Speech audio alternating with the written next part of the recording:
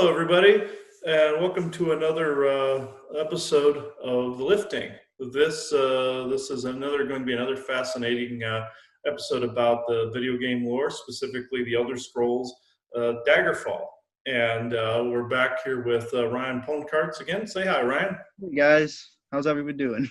Yeah, we're doing great here, and we have some fascinating discussion that's surrounding the Mandela effect that has to do with the game Daggerfall. And I hope everybody enjoys this. So, Ryan, you want to get into it?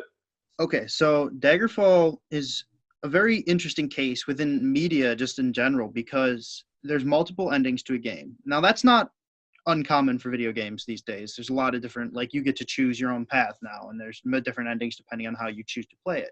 Daggerfall is interesting because basically during the course of the events of the game, something called the Numidium, the brass tower of the Dwemer, this kind of giant ancient golem that is, when you see it, it kind of looks half machine, but there's like some organic bits to it too. So it's never really answered what it is, other than like it's some kind of golem. Whenever it gets activated, it causes something called a dragon break within the Elder Scrolls universe. And a dragon break is when time breaks, linear time breaks. And what happens is multiple timelines then branch off from this. So in the one timeline, you the player give the Numidium to either one of a few different kings around the Isle, and then they use that to crush the other kings and establish their own dominance over the Iliac Bay region where the games are set.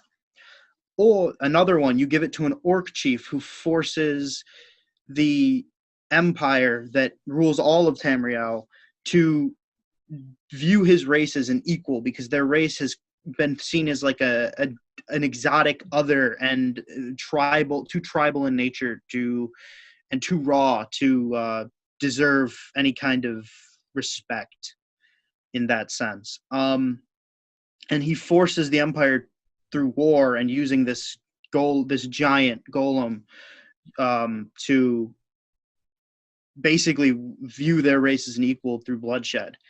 In another one, you give it to the Emperor himself and his elite cadre, the Blades, who are a special group of warriors essentially under the Emperor. And he uses it to restore order to the region and kind of end some of the political discourse in the region. There's another ending where you give it to ancient necromancer named Menemarco, who's been already alive for about 1,000 years, roughly, in the lore time. And he uses it to force himself to mantle himself up to a god status, basically a god of like the undead.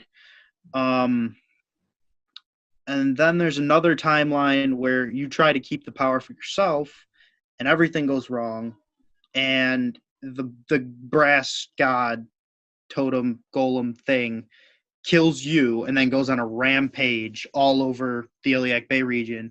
And finally, the Emperor's elite guard plus his legion and like the Imperial battle mage group come in and destroy this brass golem thing after like a few years of bloodshed, because it just goes around rampaging.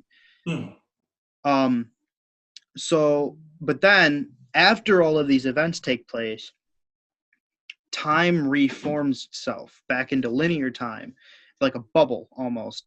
Each timeline is inside of this bubble of time in space, but then it reconstitutes into one timeline. So historically, in the game's universe, all outcomes happened and are known to happen, which is why the hero of the game is not seen in any other further games, because he was killed by the brass god. Mm-hmm. Why Menemarco isn't really mentioned again, because he did become a god. Why the orcs get respect in later games, because they fought and won their respect, but the history of them fighting against the Empire is not remembered fully.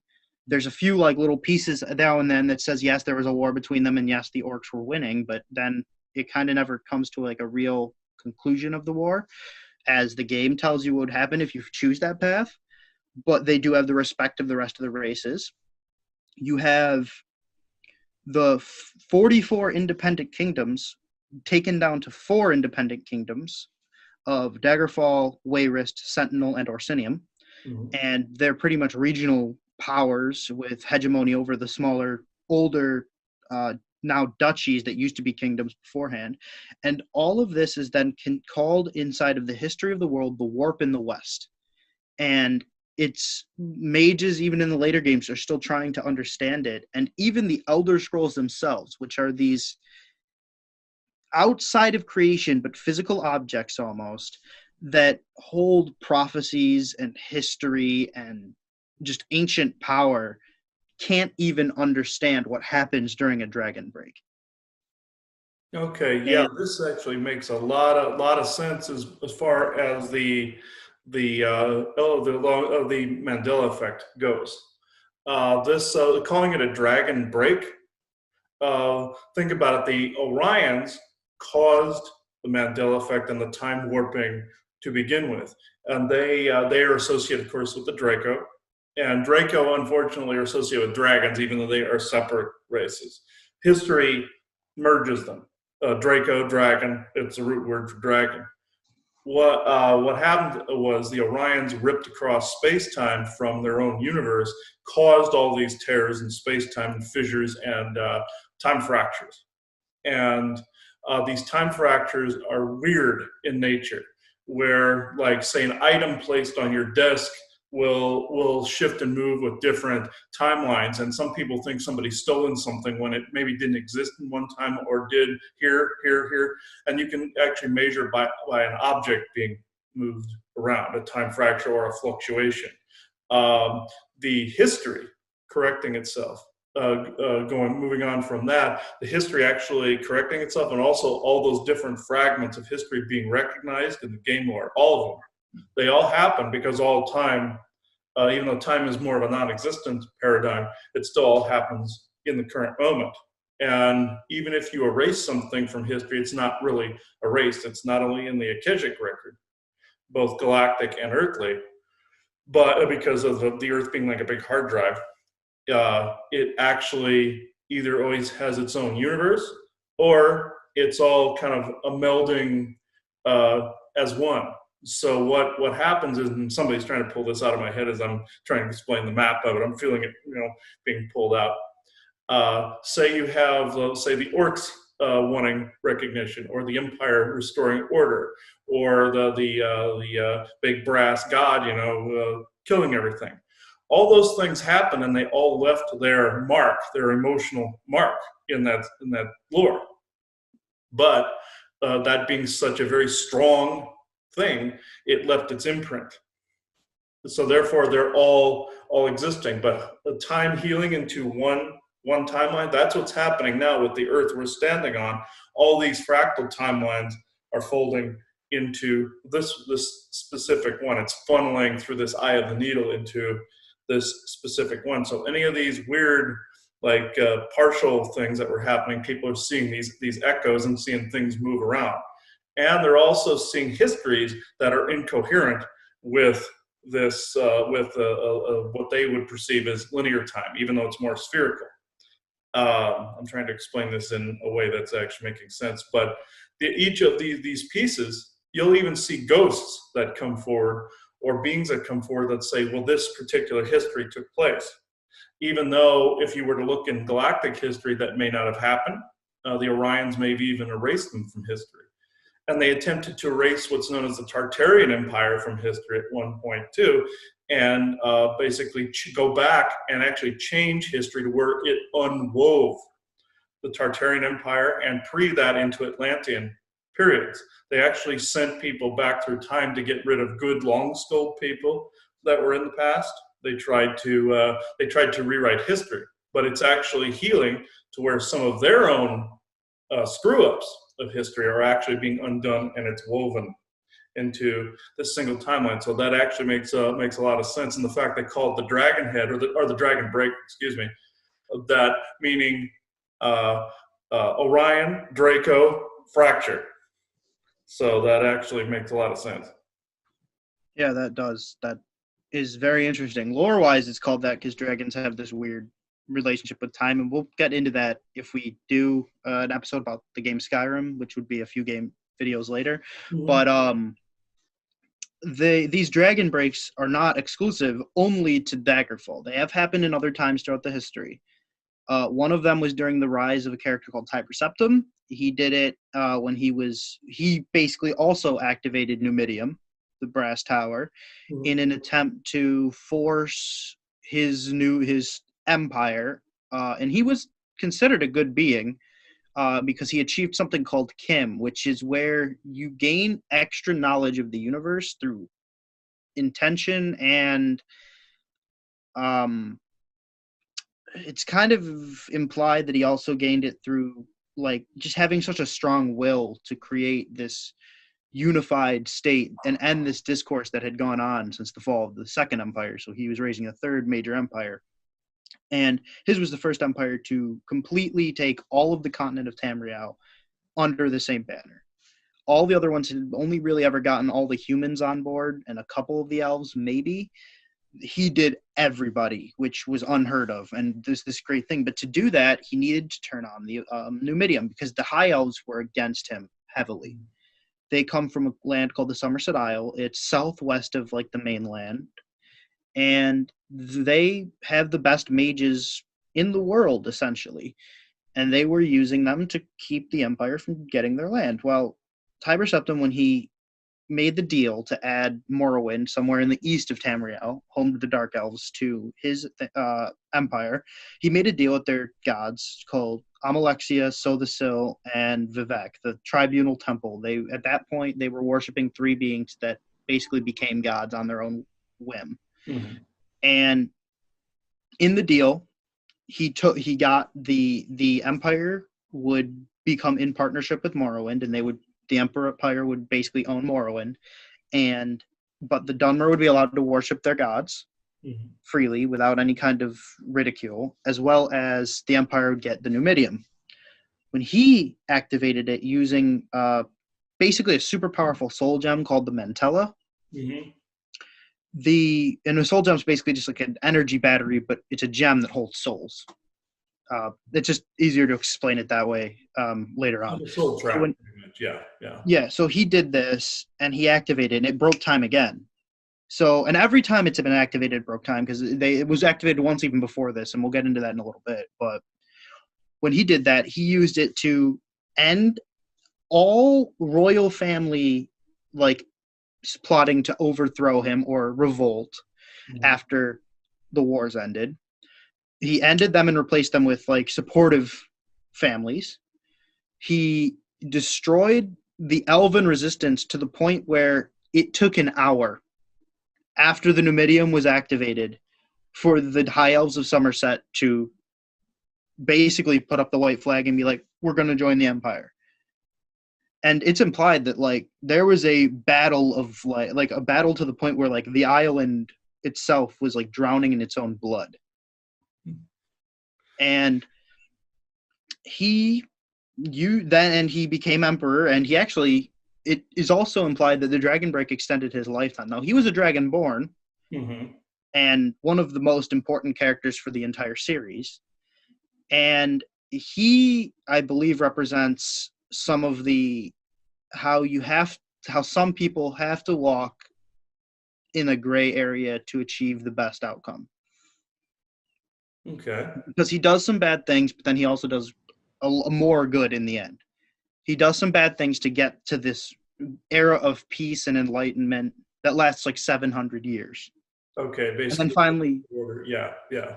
finally ends because of like an evil demon god's interference in the world. um so he does this, and in the end he also lives like an extra 100 years than any human was supposed to, and basically becomes this enlightened emperor and rules his empire in peace for the rest of his life, and then he hands it on to his kids. Because one of the things about Tamriel is the emperors have to have the dragon's blood. They don't have to be full-blown dragonborns, but to wear the amulet of kings, Mhm. which is a sign of like your imperial right to rule, you have to have some dragon's blood in you. which Okay. means you have to be ascended from a dragonborn somewhere in your lineage. And if you're not, the necklace just falls right off. It won't like let you put it on. Okay. That actually makes a lot of sense because if people heard me and Aurora talking about what's known as firebrand uh, DNA.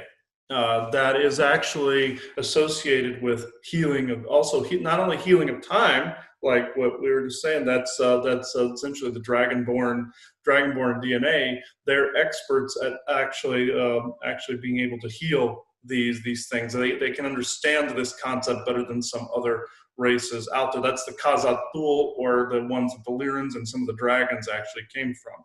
That they actually split off from the same race. When you were talking about the Numidium, that actually is fascinating because that goes along with some of the history of Prometheus and Zeus in the mythology as well.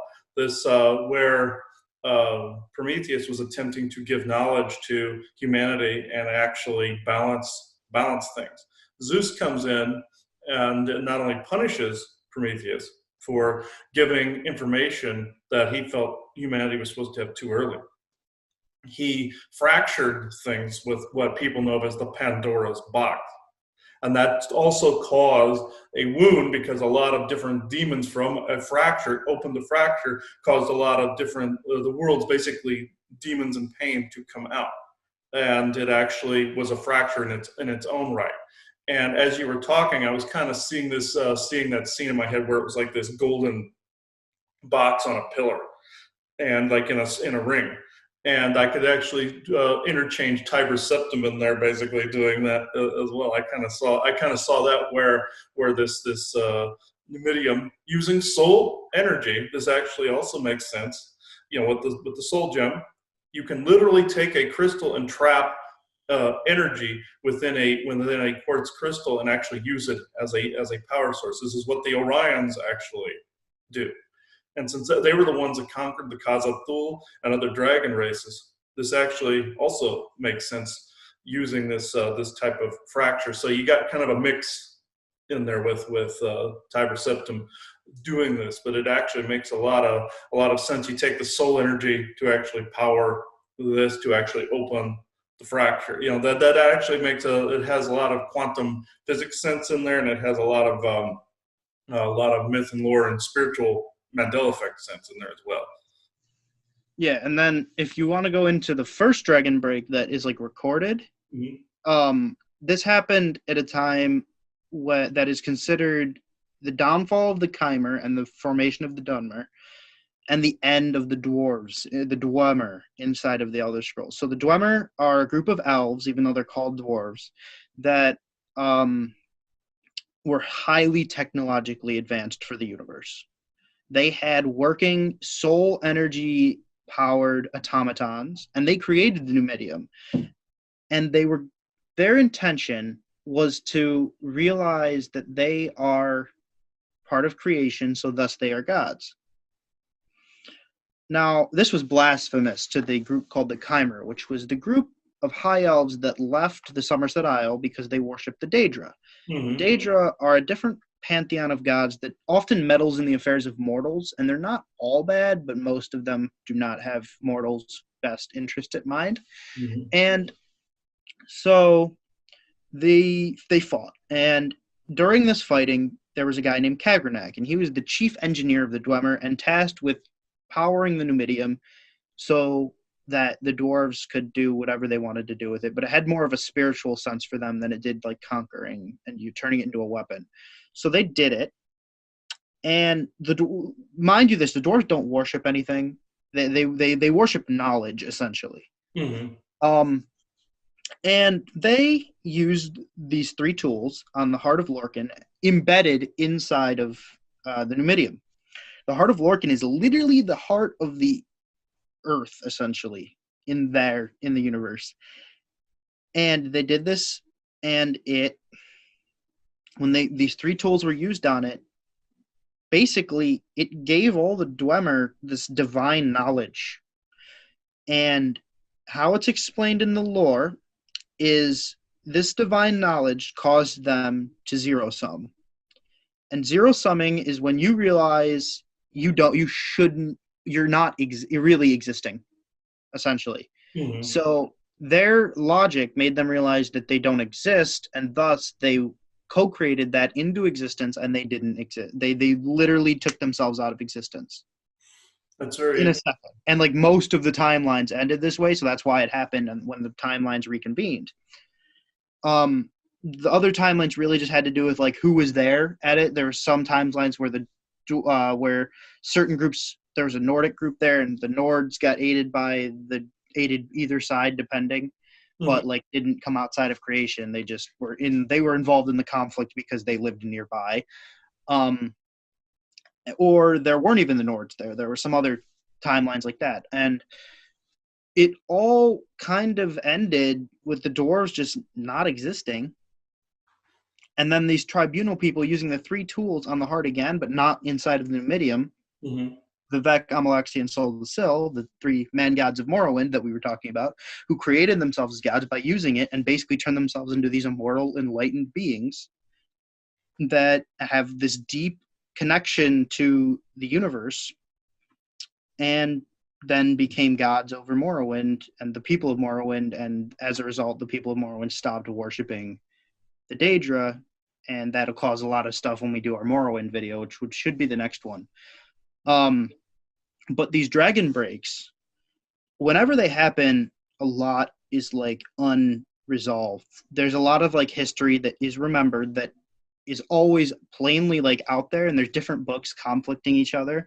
Hmm. But this one time, there is actually a witness to it that is still around that you can talk to in the games. Hmm. He was a witness. He's an indirect witness. In Morrowind, you can talk to Vivek and Soul the Sill, but they don't really talk to you much about it. They try to keep that like hidden. Like they know what happened, but they don't want everyone to know what happened with that because it would break like people's perception of reality. And zero summing is the opposite of Kim when you realize you don't exist and then you kind of just destroy yourself. Okay. Okay. So Kim is where you realize you do exist, and Kim is when you get this great knowledge. Vivek did it. Tiber Septim did it. It's implied a few other people throughout history have been able to do it, like Raymond Cyrodiil, the founder of the Second Empire, as well as the Dragonborn of the Fourth Era, is said to have done it after the events of Skyrim. Hmm. So basically, it's how you become like an enlightened being and not destroy yourself, except without using like tools. So these three gods do tell you, but there is a dwarf that did not get destroyed because at the time he was in a pocket realm of oblivion where the Daedra live, Hmm. and he had this disease and he was trying to get these Daedra to remove it from him. At the same time, his race went by the wayside. He comes back, nobody's there. He couldn't get the disease cured because he got tricked by this Daedric god, which they're often doing. They trick people, and basically that's their whole MO is to trick people and gain souls and do all this other nonsense because basically they're bored. That's how it's explained. A lot of them are just bored because they're immortal beings that control their own plane of existence, but don't care. They want to. Kind of like the Q in Star Trek, or kind of like that. Yeah. So this guy comes back, and he knew about the plan, but he talks about it as if it's like not bad and not good at the same time. He just talks about it as like it simply was. And that's kind of how the Dwemer are. They're so logical, it's implied that they don't, yeah, they can like laugh and have stuff, but like when things happen, it's just like, so be it. It happened. I Yeah. don't have an opinion because it just happened. Yeah, it happened. Basically, you can't control it. That it actually took place, and it's very interesting that they were able to actually copy those godlike abilities, like that with the Heart of Lorcan, for instance. This is actually very interesting. This actually is the embodiment of the earthly Akeshik, the benevolent earthly Akeshik, because think of it this way: you have not only that, they use the power of three to access it, for one, and then cause this fracture, which I've always believed that the three, even though it's a holy three or trinity, it still is representing a fracture in some fashion in that way. But with the Heart of Lorcan, that would be if you go to the second layer of the inner earth. there are a group of beings there that look like they're animated. They're like these. They look like they're bioluminescent type of beings, and they're guardians of this heart, basically the heart of the earth. And people can literally plug into this and access all the knowledge that has been stored in, very much like we would plug in something to a hard drive. And and this fuels also what's known as the world engine. The world engine actually has to be accessed by three different people of three different races, symbolizing unity.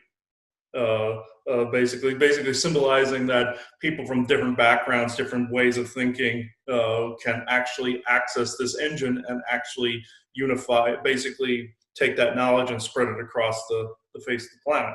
And it's very interesting how they've integrated that, and the fact that the dwarves co-created themselves out of existence, and the fact that one was actually safe because he was in a pocket. That makes a lot of sense if you're doing time travel things, and actually it's really interesting through my brain faster than my mouth can actually say it. Let me see. It's I see it on a level that my mouth doesn't want to say it quickly. But if you're in a pocket somewhere and time is altered around you and parallel timelines have collapsed and folded in, and you're actually safe, kind of like in a fallout shelter. These are actual places that if you're from escaping a collapsing universe, there are actual temporal fallout shelters, and that you can actually pass from there to another universe if these guardians that live in between spaces will let you do it, and they'll filter people into universes where they are needed. Well, the dwarves co-creating them themselves out of existence. Tibetan monks will actually do these things when they're trying to will themselves off of the plane. They say their human form doesn't exist, and they will enter this like 0 point level and actually co-create themselves off the earthly plane. So that makes sense because they call it zero summing. Yeah, and it's like entering the 0 point. So like 0 point device, it's the same, its access is the same thing. The 0 point devices, all they do is have a series of crystals in there that are accessing the 0 point field. Mm-hmm. So that's what also can make them dangerous as well, because you can form a black hole with that as well. So, and basically erase everything if it's not cultivated correctly. It can cancel out the space around it. So, wow. Yeah, that's crazy. Yeah, so that actually makes a lot of sense. So they've integrated all the science into the story, which I find very fascinating. I didn't know the breakdown of like Daggerfall because I hadn't played Daggerfall. I started with Morrowind. So so yeah, that issue, everything you said makes a lot of sense and associated with the science and the spiritual end of it. Yep.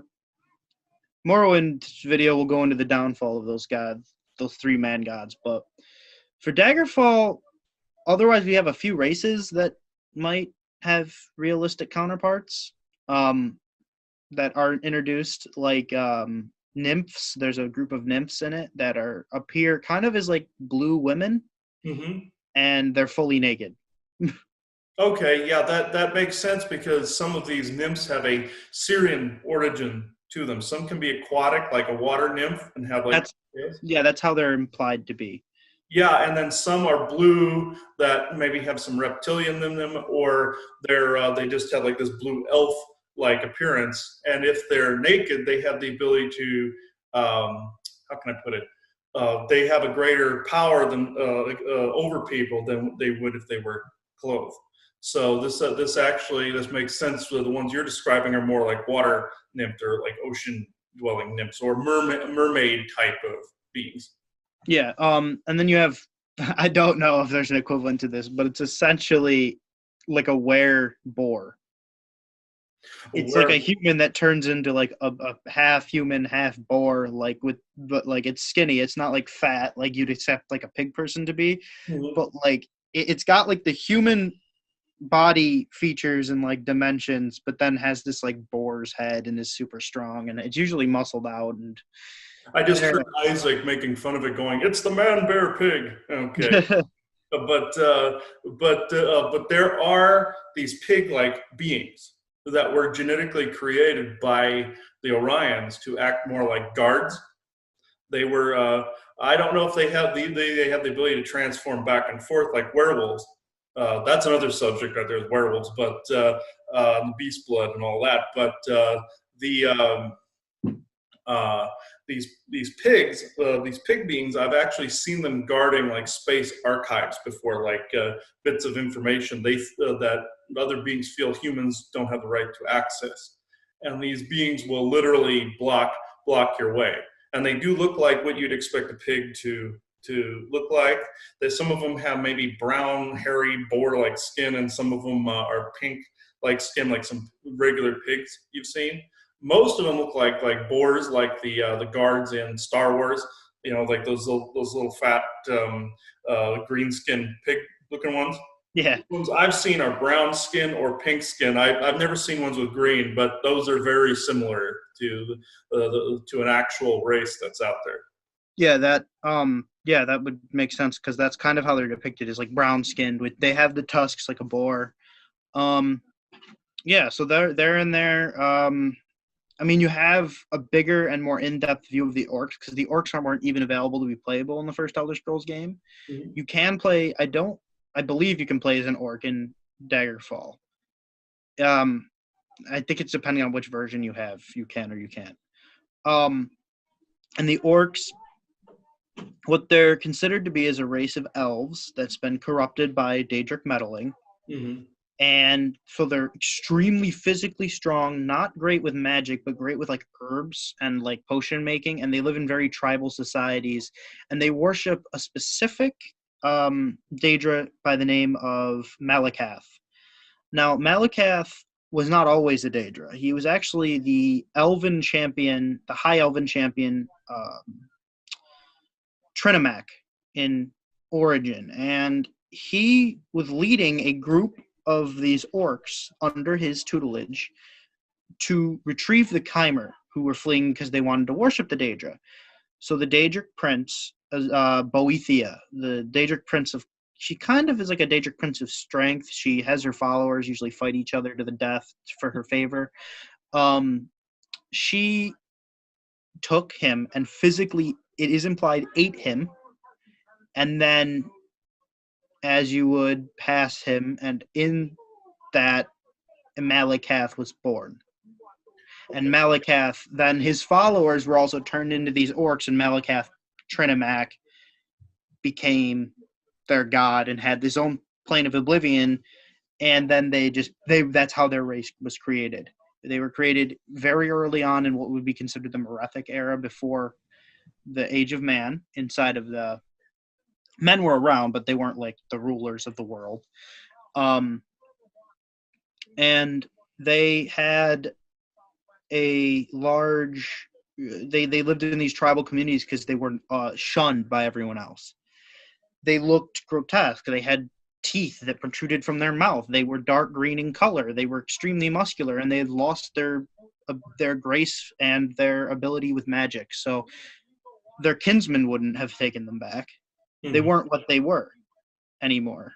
To the point where even it's implied that orcs can reproduce with humans, but with high elves, they can't. It's implied that they can reproduce with most other races, but the high elves they can't. Yeah, they became incompatible. What I'm seeing in my head is, and I know the Orions have this ability to that they've imprinted into their creations. Boethia kind of has that almost like that reptilian appearance. In Skyrim, at least I see this reptilian type appearance. But the fact that also that she has people fighting to the death, that's gaining energy, basically, to sucking up energy like a Draco would or an Orion would. In this, what I keep seeing is basically consuming that being, putting more. I can't put it. Come on, head. Don't let it leave. It's like different codes are entering that person. Well, if he's connected to the rest of his race on that, like maybe an entanglement level, it would automatically send those codes along threads to everyone else, and those threads have the ability to transform. This is basically a codex, has the ability to transform the environment around, or people have the ability to transform the environment around and spread information. You can do that on a genetic level. as well, where you can send these codes to a certain genome and copy what you want to copy. So if that abomination was created, it would spread that mixture to all the rest of a race, and also rendering them incompatible and keeping them pure to not be able to breed with, like, say, other high elves. Or you said humans had the ability to mix with them, which also makes sense because humans have a multitude of different codes and codexes that could actually mix with different alien races out there very, very easily. That's why it's so coded. And I find that actually quite interesting that they added that in, where it's basically a code copying sort of thing, where it's consumed. You can take those shards and actually refract that and mirror that wherever you want. And I can actually see that hybridization taking place and mirroring it across a mass scale if the energy happens to be right and the conditions are right. Something like that is actually possible. Interesting. Another race that is kind of introduced in Daggerfall is you have they're like, how do I explain them? They're like goblins, but they're bigger, but they're not fully like orc-like. They're like the chief goblins that like rule over the rest of them, almost like other goblins like go around them, but they're not called. Yeah, I forgot the name. It's like it's a weird name, but essentially, if like you're watching like Lord of the Rings, you know how like there's like the like Azog, and then all the orcs follow him. It's kind of like that. Oh, where that particular goblin, all the rest actually kind of see them as a leader, kind of like the Uruk-hai in Lord of the Rings. Yeah, yeah. Yeah, but they're like they're physically more imposing, and some of them have magical abilities and stuff, but they're still I've not. run into something similar that actually is kind of like an elf, looking being that is more of a corrupted version, kind of like you have the white elves and the Falmer sort of thing. I've run into that before, where there's also these goblin looking things, kind of like how they say in Lord of the Rings, where they were once elves that degenerated. That actually happened, and they put that in the Elder Scrolls series as well, where there's also these offshoots as well. In Greenland, I found out there's a race of elves that live under there that said they had another. There was a split off, and there was a version of themselves that became what we know as goblins. And some of them have a higher status, and some of them actually are like worker bees, kind of like the more imposing Uruk-hai or the less imposing, regular orc, or they say orc in that. But these look very similar to like a mix between orc and Falmer.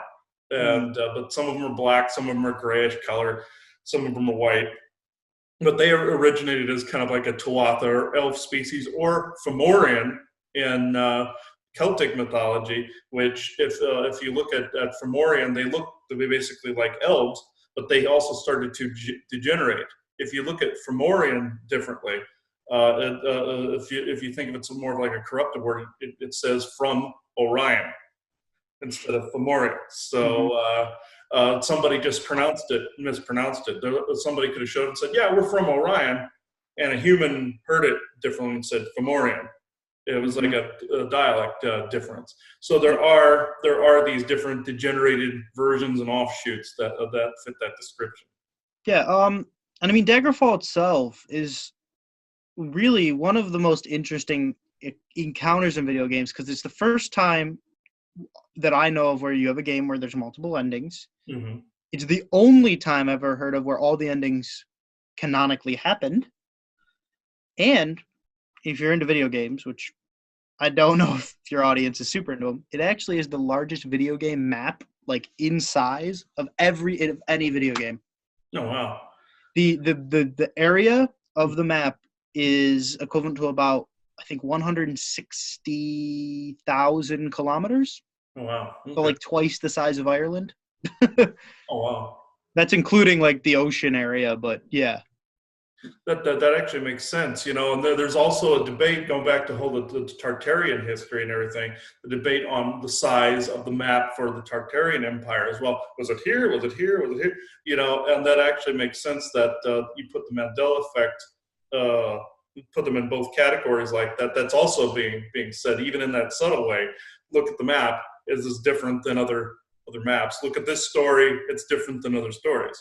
So that actually makes sense. Like, it doesn't quite fit, but it does. You can do that for Tartarian history. You can do that for other parts in our ancient history, where it actually, some things fit, some things don't, and that's the basis for some of the Mandela effect and temporal manipulation that's actually been going on. So Yeah, that's like fascinating. players and stuff have used that map to try to like figure out how big all of Tamriel is, because the games they change the size of areas based on that, but they say a lot of players believe that like Daggerfall's map is the most realistic interpretation of how big things would be. Mm-hmm. And they're basically like pretty much Tamriel is the size of Europe and Northern Africa together, and like parts of the Levant together, like all that area. So pretty much from like Norway down to like around Saudi Arabia in distance.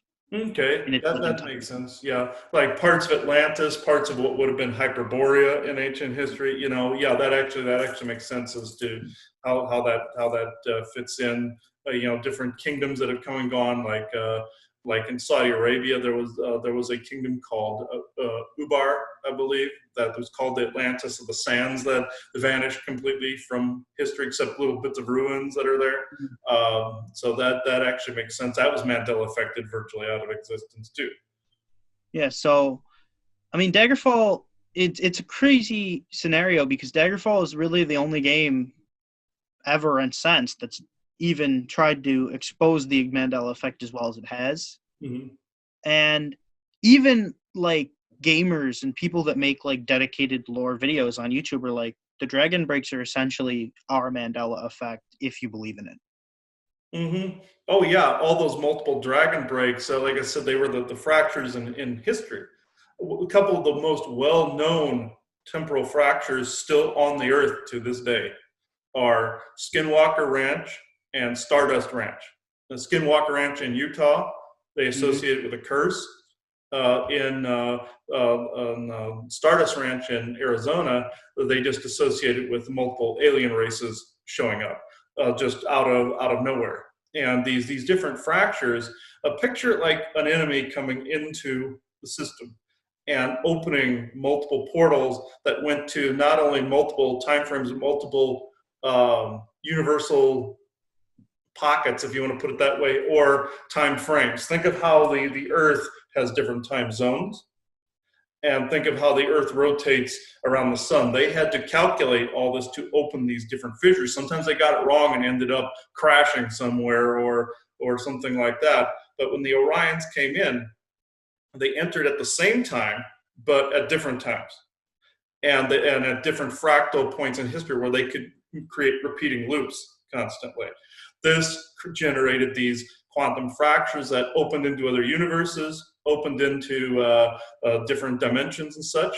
Say if you had a time fracture, there's one also on the property for the Conjuring House as well. There's one there. They did a Ghost Adventures episode that was about this, and they were picking up strange texts and phone calls. I came to find out that there was on the other end of this fracture, there was another team on that site sending texts to them. That's where they were getting this from. They were getting certain messages from somebody else thinking they were picking up paranormal activity, but the two human groups from the different universes were actually picking each other up. So what it was, they were mirroring each other. That's very interesting. Yeah. So that's why you're getting some of it. You're getting these fractures for all the places that these Orions visited, and it turns into this big ball of like yarn. And there's your dragon break right there. It's like this big ball of, like what Doctor Who says, wibbly wobbly, timey-wimey stuff is how he puts it. That's essentially the essence of a temporal fracture or a dragon break. Yeah, and there's actually even smaller time wounds inside of inside of the lore of the Elder Scrolls. The best example is in the fifth game, Skyrim, where this guy used an Elder Scroll, which is this powerful artifact, as we explained earlier, to send basically the super dragon into the future. But we'll get into that into the dedicated Skyrim video because that has a lot to do with sort of the lore for that game. But yeah, for Daggerfall, that's kind of pretty much all I've got, other than pretty much if you can get over some old graphics, it's a good game to play. But it's from '96, so I think there's a mod for Skyrim, the Elder Scrolls V Skyrim, that lets you recreate it in like a modern video gaming engine. But it's I would recommend playing through it if you can put up with it and you enjoy video games, because there's good information there, and you'll see things. And as long as you play video games, you'll always get snippets of disclosure. I feel like it's the medium right now with the most disclosure in it, because but you can hide, you can create your own story pretty much, but the developers, they seem to be giving out information because they know a lot less people. Like the bad guys are allowing this to come out in video games because they know not as many people play them. And I mean, in other game series, there's a lot. So get out there and play some games. You're on lockdown anyway. Yeah, exactly. I've been playing several games myself. Eventually, at some point, we'll have to do the Fallout series too. But Oh, I love the Fallout series. So yeah, we can get into that. yeah, we can definitely do that. So yeah, it was great having you talk about this, Ryan. It's actually very enlightening. Matches of everything that's going on today, and eventually, when we get up to Skyrim, that's really going to match some stuff that's going on today as well. So thank you everybody for watching this episode of The Lifting about Elder Scrolls Daggerfall. Hope you enjoyed this. Bye bye, everybody. See you, everybody.